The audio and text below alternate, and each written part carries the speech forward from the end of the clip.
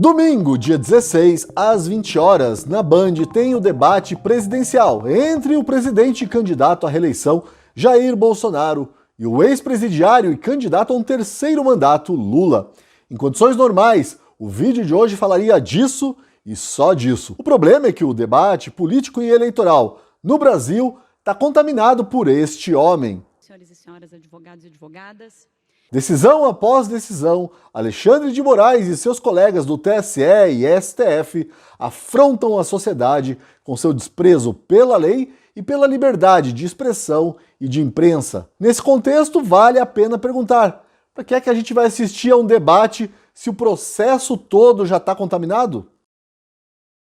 A situação é bastante grave. O Tribunal Superior Eleitoral, o TSE, está sendo usado pelo PT como um instrumento de censura. Muito mais do que eventuais questionamentos a respeito do sistema de votação, é isso o que põe em risco hoje a legitimidade das eleições. E o TSE, na figura do seu presidente, o ministro Alexandre de Moraes, está se sujeitando ao papel de despachante do PT, como bem descreveu meu colega, o colunista J.R. Guzzo, demonstrando que o apreço petista pela democracia se restringe mesmo a cartinhas assinadas por intelectuais.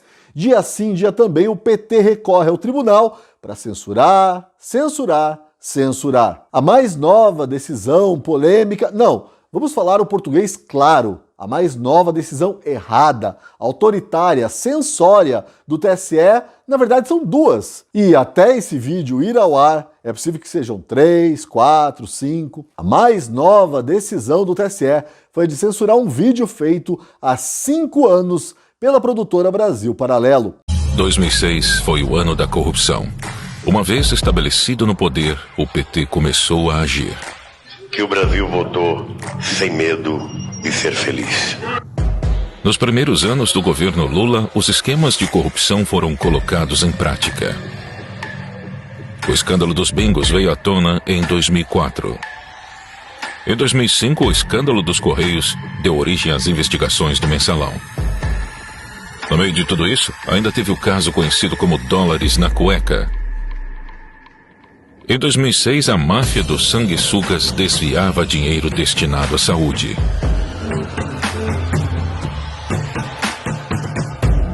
E durante o período eleitoral, o escândalo do dossiê que poderia colocar em risco a reeleição de Lula também estourou.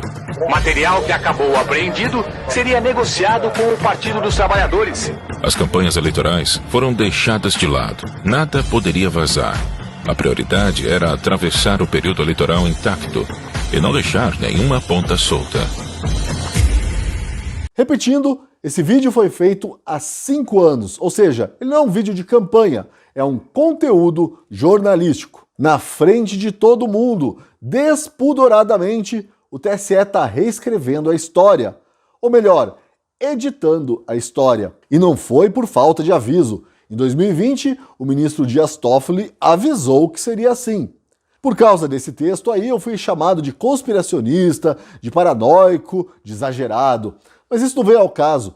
Nesses momentos, jornalista nenhum sente prazer em ter razão. No mesmo dia em que o TSE usou uma tal de desordem informacional para censurar e para, atenção, controlar as conclusões a que você, espectador, chega a partir desse vídeo aí da Brasil Paralelo, Alexandre de Moraes, sempre ele, impediu o CAD, o Conselho Administrativo de Defesa Econômica, e a Polícia Federal de investigarem os institutos de pesquisa. Uma demanda legítima da sociedade depois do fiasco do primeiro turno, quando o que se viu foram sucessivos erros das pesquisas, curiosamente privilegiando apenas um dos lados, o da esquerda. É nesse ambiente absolutamente contaminado por uma juristocracia desavergonhada que realizaremos este que é o primeiro debate do segundo turno das eleições presidenciais.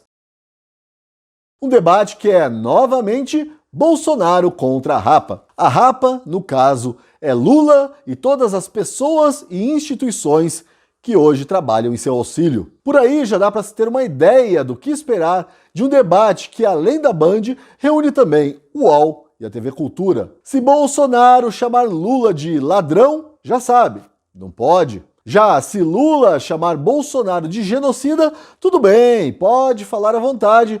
A ministra Carmen Lúcia, aquela do cala a boca já morreu, deixou. Tudo em nome da liberdade de expressão do ex-presidiário. Eu ainda posso falar ex-presidiário?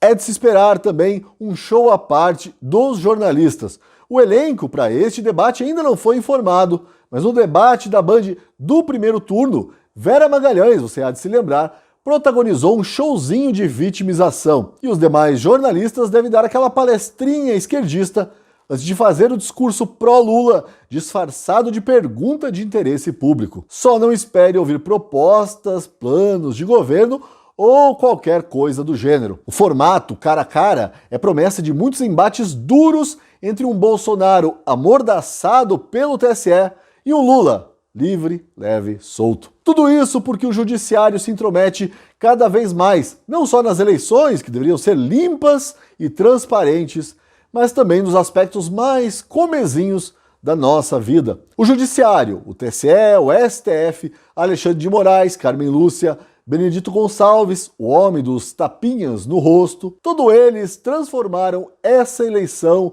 em algo maior do que já era. A escolha não é mais entre a reeleição de um presidente e o terceiro mandato de um ex-presidiário. A escolha não é mais entre o estilo direto de um e o estilo dissimulado de outro. A escolha não é mais entre uma economia livre e uma economia sob intervenção constante do Estado. A escolha não é mais entre a prosperidade que a imprensa insiste em não ver e a ruína que tem um exemplo aqui bem perto, na Argentina. A escolha não é nem sobre as pautas morais, a vida que Bolsonaro defende ou o aborto defendido por Lula, a liberdade religiosa em que vivemos ou a perseguição aos cristãos, como se vê na Nicarágua. Não, a eleição do próximo dia 30 de outubro trata de algo mais básico. Ou continuaremos livres para tirar as nossas próprias conclusões a partir das informações que assimilamos caoticamente, ou teremos de chegar às mesmas conclusões das autoridades de toga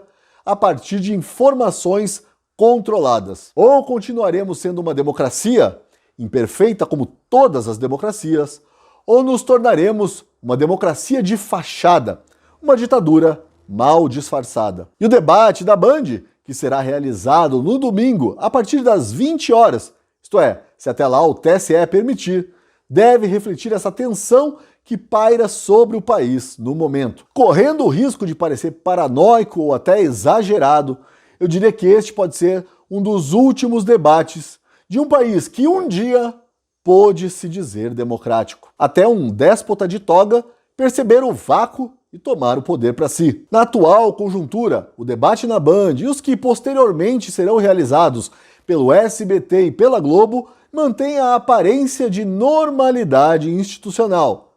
Mas não se engane, é só aparência mesmo.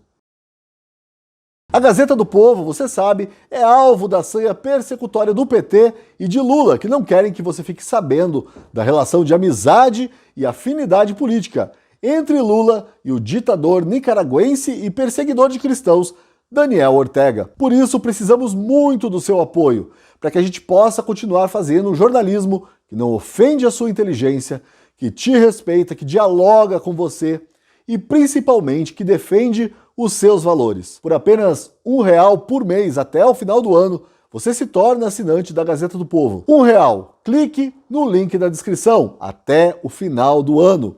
Clique no link da descrição. Por R$1 você tem acesso às minhas crônicas exclusivas. Na de hoje, eu conto tudo sobre o extraordinário lançamento musical do TSE, o disco Justiça Petistinha. E, só para você que me assiste, eu até canto. Censura, censurinha, vamos todos censurar. Mal do Lula ninguém fala, se falar, mando calar. Assine a Gazeta do Povo. Custa apenas R$1 até o final do ano. Você não vai se decepcionar. E não se esqueça de deixar o seu like, o seu comentário, de compartilhar com os amigos e de se inscrever no canal da Gazeta do Povo.